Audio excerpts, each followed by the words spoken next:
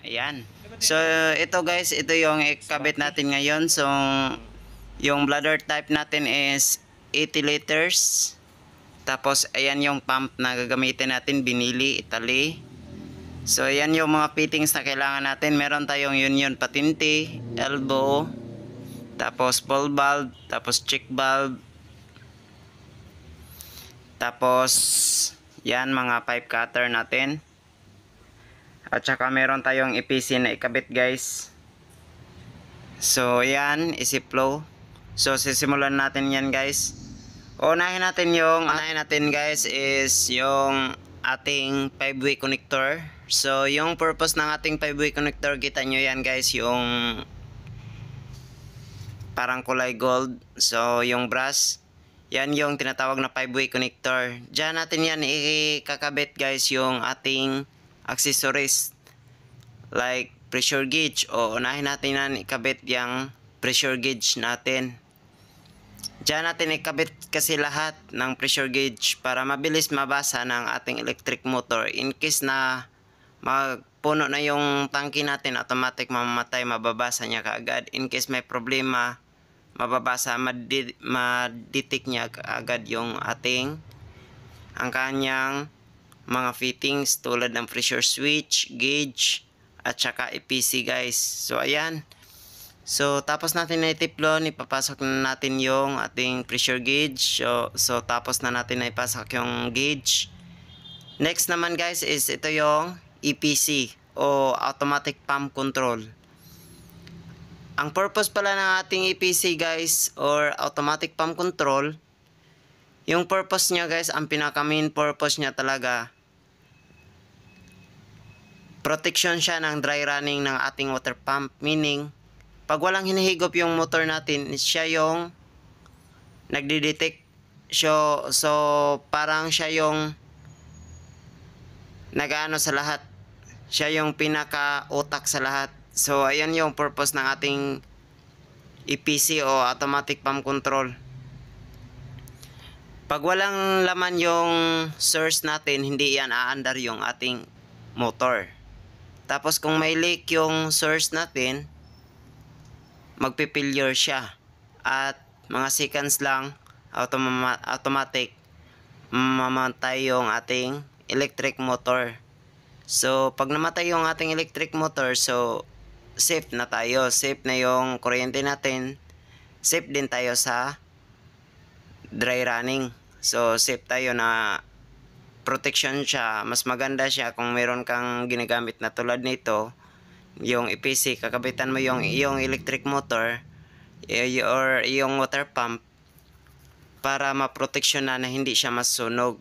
Kasi yung pinaka-main niya talaga na na gamit is protection siya para hindi ma-dry running ang ating water pump or hindi siya masunog yung electric motor natin. At saka lahat ng pressure ay lahat ng pictures guys nandiyan na sa kanya. Meron na siyang built-in pressure gauge, pressure switch. May built-in na yan siya sa loob guys. So pwede mo pa yan palakasin guys yung pressure kasi may adjustment yan sa likod, plus at saka minus. Tapos ito pala guys, all-in-one na siya. Kahit wala kang pressure gauge, pressure switch, walang problema. Basta ang ikakabit, make sure lang ang ikakabit mo is mga bladder pressure tank, hindi yung galvanized or stainless na pressure tank. Kasi ano yon, sasabog yon sa sobrang lakas ng pressure nito. So ito guys, advisable ito sa lahat ng ating installation about bladder pressure tank o butyl. So mas maganda siya gamitin. Huwag nyo itong ikabit guys sa galvanized pressure tank or stainless pressure tank. Baka yung pressure nyo, i-adjust nyo pa, may tendency na puputok yung ating pump o maglilik yung ating pressure tank.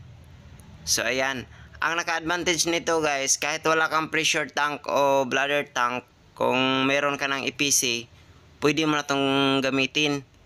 I-direct mo sa iyong mga pipe o i-direct mo doon sa inyo yung mga pictures like faucet, shower, Pag i-on nyo yung faucet nyo guys, automatic under yung motor. Pag pinatay nyo yung faucet nyo, automatic mamamatay yung motor. Kahit ito lang ang water pump at saka EPC o automatic pump control, yung kulay yellow yung gagamitin nyo sa inyong bahay. Pwede guys. Kasi all in one na yan. Kahit wala kang tangke, pwede na yan gagamitin guys kasi automatic pump control yan eh. So ayan, parang naka-booster pump ka na. So ayan.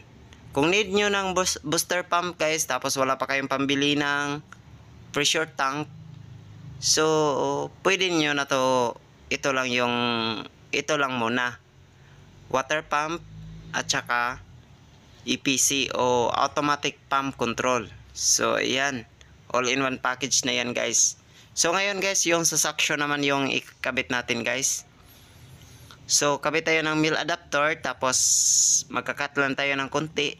Para yan, yung purpose ko kasi guys, dyan ako naglalagay sa suction ng ating self-priming. So, dyan tayo maglalagay ng tubig. Kasi first natin to paandarin itong water pump, kailangan lagyan muna natin siya ng tubig. Tapos, pag nalagyan na natin ng tubig, pwede natin paandarin. Tapos, kung ayaw nyo pa rin humihigop guys, sa permero nyo na paandar sa kanya, kahit meron na tong laman sa loob, naka-priming na, i-open nyo yung bull valve. So, release valve, para mailabas niya yung, kasi hangin pa yung hinihigop niya sa ilalim eh. So, kailangan mo siya i-open yung kulay red. Kita nyo yung handle guys, is red. Yan yung ating ball valve. So, yan guys. So, ayan yung setup natin. Meron na tayong check valve at saka yun. So, ito yung main source natin guys ng tubig. Galing to ng nawasa. Papunta dyan sa yun yung control niya. Meron tayong yun. Yan yung ating quintador o ating meter ng ating tubig. So, ayan guys. Ayan yung kabuuan na setup natin guys. So, hirap kasi mag-video guys na ikaw lang yung isa tapos ikaw din nag-video. So, ito guys, ina-explain ko na lang kasi natapos ko na. Ito yung setup natin. So, galing doon, papasok siya. Galing ng ating meter, papasok siya dito sa ating suction filter. So, ang purpose ng ating suction filter guys, bago pumasok doon sa ating motor, kailangan meron tayong suction filter para matrap dyan lahat ng mga kalawang, lahat ng mga dumi. So dyan matatrap yung pumasok ng ating motor, safety na kasi malinis na. So ayan, papunta ng ating motor, meron tayong check valve yung kulay brass. Tapos nag-T tayo, papunta dyan sa ating self-priming. Tapos naglagay tayo ng union patinti in case mag-trouble yung electric motor natin. So, babalik tayo. Naglagay tayo ng ball valve, another ball valve. Sa bypass nila kasi yan guys. Pag hindi nila gagamitin yung yung water pump, pag hindi nila gagamitin, doon pa rin dadaan yung tubig sa may suction filter. Tsaka pumasok doon para malinis din yung tubig nila lahat-lahat. So ayan, papunta doon. So galing ng ating electric motor, naglagay tayo nito. Naglagay tayo ng 5-way connector. Ayan, pressure gauge. Tapos sa kabila guys, yan yung connection natin. Yan yung tinatawag na flexible hose. 26 cm. Yan yung ating 1 inch na flexible hose. So stainless. Papunta yan doon sa ating bladder tank. So, ang isa naman guys, dyan natin ikabit yung ating pressure switch. Pressure switch para, ang purpose niya, para ma-detect niya yung cut off natin ng ating pump, ng ating bladder tank pag napuno na. So, ayan guys, yung sinasabi ko, ito yung pressure switch, ito yung EPC. So, isang connection niya ng ating EPC, papunta na doon sa ating breaker, sa ating main line. Tapos, isang connection ng ating pressure switch, papasok doon sa ating EPC. So ayan, naglagay ako ng, meron na yan check valve guys, actually yung ating EPC, pero naglagay ako ng pangalawang check valve. Kasi yung check valve na kasi sobrang lakas ng pressure guys, so dapat may secondary tayo na check valve. So ayan, yung out, naglagay tayo ng elbow, tapos yun, tapos another valve papasok dyan sa ating